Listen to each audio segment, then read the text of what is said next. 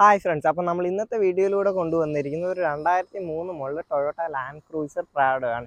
ഈ ഒരു മോഡലിനെ പറ്റി പറയാൻ നമുക്ക് മലയാളികൾക്ക് ഏറ്റവും കൂടുതൽ സുപരിചിതമായ പ്രാഡോയുടെ ഒരു മോഡലായിട്ട് നമുക്ക് ഈ ഒരു വാഹനത്തെ കൺസിഡർ ചെയ്യാൻ പറ്റും. മോഹൻലാലിൻ്റെ എവർഗ്രീൻ മൂവിയായ രാവണപ്രഭുവിൽ ത്രൂ ഔട്ട് മോഹൻലാലിൻ്റെ ഇൻട്രോ സീനിലും എല്ലാം വന്നിരിക്കുന്ന അതേ ഒരു മോഡൽ പ്രാഡവുമായിട്ടാണ് നമ്മൾ ഇന്ന് എത്തിയിരിക്കുന്നത്.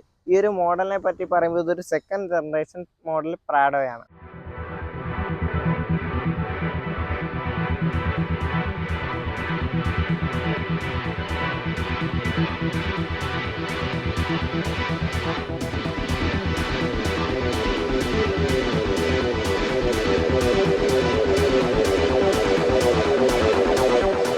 ടൊയോട്ട ലാൻഡ് ക്രൂസർ J70 സീരീസിൽ തന്നെ രണ്ട് വേരിയൻസ് ഉണ്ടായിരുന്നു. ഒന്നെന്ന് പറഞ്ഞാൽ ഹെവി ഡ്യൂട്ടി, ലൈറ്റ് ഡ്യൂട്ടി. ആ ഒരു ലൈറ്റ് ഡ്യൂട്ടിയിൽ നിന്ന് ഇവോൾവ് ആയാണ് പ്രാഡോ എന്ന് പറയുന്ന ഒരു മോഡൽ ഉണ്ടാകുന്നത്. ആ ഒരു മോഡലിന് പിന്നെ J90 സീരീസ് എന്നായിരുന്നു അറിയപ്പെട്ടുകൊണ്ടിരുന്നത്. ഈ ഒരു മോഡൽ ഡിസൈൻ വൈസ് നോക്കുമ്പോൾ ഒരു എയർലി 90s ജാപ്പനീസ് ഡിസൈനിങ്ങിൽ തന്നെയാണ് ഈ ഒരു മോഡലും വന്നിരിക്കുന്നത്. നമുക്ക് ആ ഹെഡ്ലൈറ്റിൻ്റെ ഏരിയയിലോട്ടൊക്കെ നോക്കിയാലും ഗ്രില്ലിൻ്റെ ഏരിയയിലോട്ടൊക്കെ നോക്കുമ്പോൾ ഇതേ ഒരു മോഡൽ നന്നായിട്ട് മാച്ച് ചെയ്തിരിക്കുന്നു എന്ന് പറയാം. സെൻട്രലായിട്ട് തന്നെ ഒരു ക്രോം ഫിനിഷിങ് വന്നിരിക്കുന്ന ടൊയോട്ടയുടെ ഒരു ബാഡ്ജിങ് കൂടി കാണാൻ പറ്റുന്നതാണ്.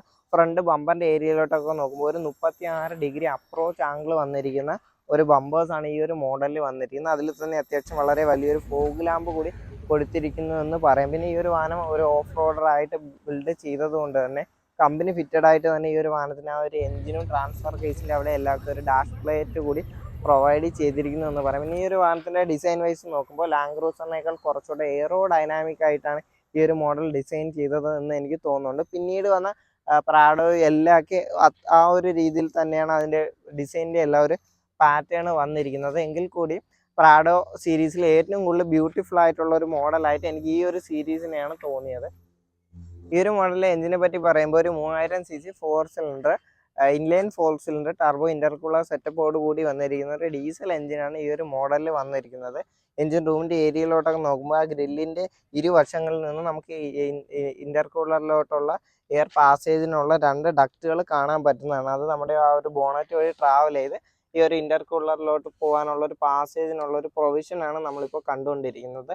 അത് ഇൻ്റർകൂളർ ടോപ്പിലായിട്ട് ഒരു നെറ്റ് കൊടുത്തിരിക്കുന്നതെന്ന് നമ്മൾ ഓഫ് റോഡ് ട്രയൽസോ ഡെസേർട്ടിലൂടെ ട്രാവൽ ചെയ്യുമ്പോൾ എന്തെങ്കിലും ഒരു ചെറിയൊരു കല്ല് എന്തെങ്കിലും വന്നാൽ നമുക്ക് ഡയറക്റ്റ് ആ ഇൻ്റർകൂളറിൽ തട്ടാതെ അത് പ്രൊട്ടക്റ്റ് ചെയ്യുന്നതാണ്. പിന്നെ ലാൻഡ് ക്രൂസറുകളിലെല്ലാം വന്നിരിക്കുന്നത് പോലെ തന്നെ 2 ബാറ്ററിക്കുള്ള ഒരു പ്രൊവിഷൻ കൂടി ഈ ഒരു മോഡലിൽ കൊടുത്തിട്ടുണ്ട്. അത് സിമ്മട്രിക്കലായിട്ട് തന്നെ ഈ ഒരു എഞ്ചിനിൽ ടൊയോട്ട പ്ലേസ് ചെയ്തിരിക്കുന്നത് നമുക്ക് കാണാൻ പറ്റുന്നതാണ്. ടൈമിംഗ് ബെൽറ്റ് ഡ്രൈവാണ് ഈ ഒരു മോഡലിൽ വന്നിരിക്കുന്നത്. നമ്മുടെ ആ ഒരു ഫ്രണ്ടിലുള്ള ഒരു ക്യാമും ഫ്യൂവൽ പമ്പിനുള്ള ഒരു റിലേറ്റ് ചെയ്തിട്ടുള്ള ഒരു ടൈമിംഗ് ബെൽറ്റ് സെറ്റപ്പാണ് ഈ ഒരു മോഡലിൽ വന്നിരിക്കുന്നത്. അതുപോലെ തന്നെ എയർ ഫിൽറ്ററിൻ്റെ ബോക്സിൻ്റെ എല്ലാ പൊസിഷൻ ഫ്രണ്ടിൽ തന്നെ കൊടുത്തിരിക്കുന്നു എന്ന് പറയാം. ബോണറ്റിൻ്റെ ഏരിയയിലോട്ടൊക്കെ നോക്കുമ്പോൾ ഇൻ്റർകൂളറിനുള്ളൊരു എയർ പാസേജിനുള്ളൊരു സെറ്റപ്പും ഇവിടെയായിട്ട് നമ്മൾ ജാപ്പനീസ് വണ്ടികളെല്ലാം കാണുന്നത് പോലെ തന്നെ ടൊയോട്ടയുടെ ഒരു പഞ്ചിങ് കൂടി ബോണറ്റിൽ കൊടുത്തിരിക്കുന്നത് നമുക്ക് കാണാൻ പറ്റുന്നതാണ്. ഹീറ്റിനും സൗണ്ടിനും ഉള്ളൊരു ഇൻസുലേഷനും അതിൻ്റെ സൈഡിലായിട്ട് ആ ഒരു ടൈമിംഗ് ബെൽറ്റിൻ്റെ എല്ലാത്തിൻ്റെ റീപ്ലേസ്മെൻറ്റ്, ഓയിൽ ചേഞ്ചിൻ്റെ എല്ലാ ഒരു ഇൻഫർമേഷൻ അടങ്ങുന്ന ജാപ്പനീസ് ഫോണ്ടിൽ വന്നിരിക്കുന്ന ആ ഒരു സ്റ്റിക്കറിങ് സ്റ്റിൽ ഇൻടാക്റ്റ് ആയിട്ട് ഈ ഒരു വാഹനത്തിൽ പ്രിസർവ് ചെയ്തിട്ടുണ്ട്. അടുത്തതായി നമുക്ക് ഈ ഒരു വാഹനത്തിൻ്റെ ഓണറിനെ പരിചയപ്പെടുത്താം. Bro, welcome to Rolex vlogs. Thank you. Akshay എന്നാണ് പേര്. അപ്പോൾ ബ്രോ എങ്ങനെയാണ് ഈ ഒരു വാഹനത്തിലോട്ട് എത്തുന്നത്? എനിക്ക് മൾട്ടിപ്പിൾ ക്രൈറ്റീരിയസ് ഉണ്ടായിരുന്നു ഈ വണ്ടിയിലേക്ക് എത്തുന്നതിന് മുന്നേ തന്നെ. ലൈക്ക് ഓഫ് റോഡ് കേപ്പബിൾ ആയിരിക്കണം, ഓട്ടോമാറ്റിക് ആയിരിക്കണം, ഡീസൽ ആയിരിക്കണം, 7 പേർക്ക് ഇരിക്കാൻ പറ്റും. അങ്ങനെ എൻ്റെ ഒരു ബഡ്ജറ്റ് ഒരു 20 lakhs ആയിരുന്നു. അതിൻ്റെ ഉള്ളിൽ വളരെ ചുരുക്കം ഓപ്ഷൻസ് ആയിരുന്നു ഉള്ളത്.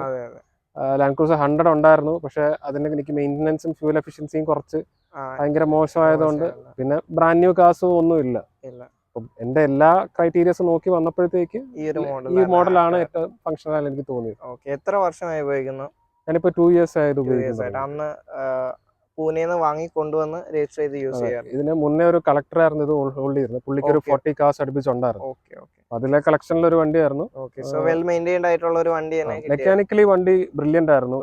ഞാൻ ഏകദേശം ഒരു 18 cars ഓടിച്ചിട്ടാണ് ഈ മോഡലിൽ തന്നെ 18 cars തപ്പിയിട്ടാണ് ഞാൻ ഇത് എടുത്തത്. അപ്പൊ അത്രയും പ്രസ്റ്റീൻ ആയിട്ടുള്ള ഒരു കണ്ടീഷൻ ആണ് ഈ ഒരു മോഡൽ. അതെ അതെ. പിന്നെ ഇതിപ്പോ എങ്ങനെയുണ്ട്? ട്രാവലൊക്കെ ട്രയൽസ് ഒക്കെ പോയിട്ടുണ്ടോ ഈ മോഡൽ? റോഡ് ട്രിപ്പ് ഒക്കെ പോയിട്ടുണ്ട്. ഒരു 1600 kilometers ഞങ്ങൾ യാത്ര ചെയ്തിട്ടുണ്ട് വൺ സൈഡ് തന്നെ. അത് വളരെ കംഫർട്ടബിൾ ആയിരുന്നു.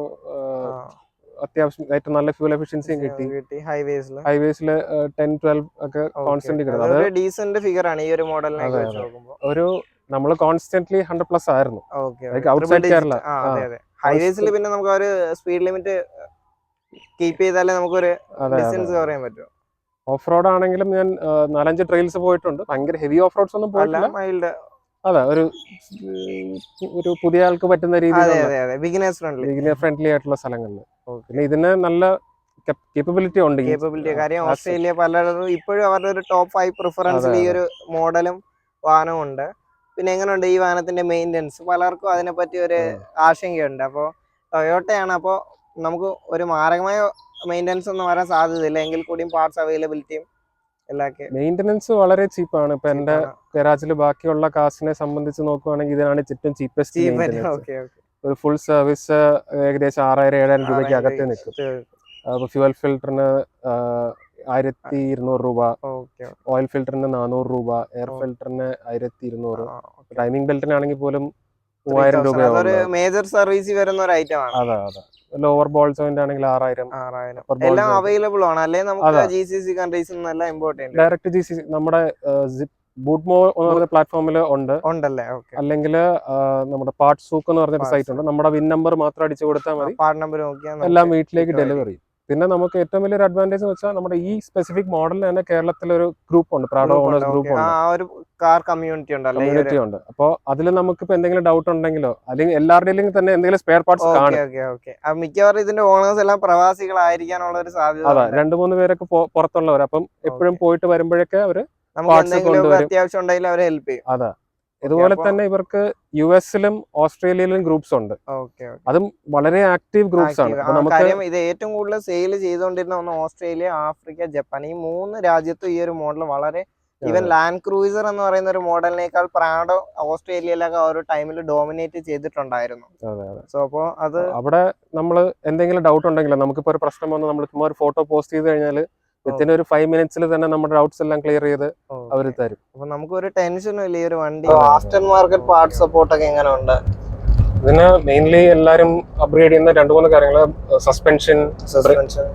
Suspensions Ironman teen, after market. അതെ, ഓഫ് റോഡ് റെഡി ആയിട്ടുള്ള സസ്പെൻഷൻസ് ഉണ്ട്.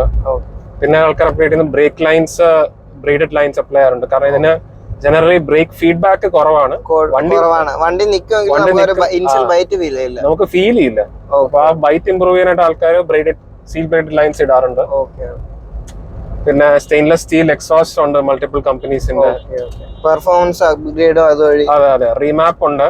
റീമാപ്പ് എല്ലാം പക്ഷെ ഓസ്ട്രേലിയൻ കമ്പനീസ് ആണ് ചെയ്യുന്നത്. നമ്മുടെ ഇന്ത്യൻ കമ്പനീസ് ആരും ഈ ബ്രാൻഡിലേക്ക് അങ്ങനെ. ആൾക്കാരൊക്കെ നല്ല റിയാക്ഷൻ എങ്ങനെയുണ്ട് പൊതുവെ? ഇത് അത്രത്തോളം ഒരു ഐക്കോണിക് ആയിട്ടുള്ള ഒരു മോഡൽ കൂടി ആയതുകൊണ്ട് ഞാൻ ഡാർക്ക് കളർ അടിച്ചതിന്റെ മെയിൻ റീസൺ ബിക്കോസ് എനിക്ക് അറ്റൻഷൻ വേണ്ടാന്ന്. പക്ഷെ ഭയങ്കരമായിട്ട് ഷൈനിങ് വന്നോണ്ട് ആൾക്കാർ ഭയങ്കരമായിട്ട് വഴി നിർത്തും, ഫോട്ടോ എടുക്കാറുണ്ട്. അത് ഏറ്റവും കൂടുതൽ ഈ ഗൾഫിൽ വർക്ക് ചെയ്തിട്ടുള്ള ഒരു 40-50 വയസ്സുള്ള ക്രൗഡാണ്. അവരുടെ ഈ ഒരു പ്രൈം ഏജ് 27-28 വയസ്സിൽ അവര് ദുബായിലോ മിഡിൽ എത്തിയ സമയത്ത് അവർക്ക് ബ്രാൻഡ് ന്യൂ ആയിട്ട് കണ്ട വണ്ടിയായിരുന്നു. ഈ ഒരു വാഹനത്തിന്റെ പവർ ഡെലിവറി ഒക്കെ എങ്ങനെയുണ്ട്? ഗിയർ ഷിഫ്റ്റിംഗ് എല്ലാം ഇതിലേക്ക് വരുന്ന ഗിയർ ബോക്സ് ടോർക്ക് കൺവേർട്ടറിന്റെ, സോ വളരെ സ്മൂത്ത് ആണ്, വെരി റിലയബിൾ.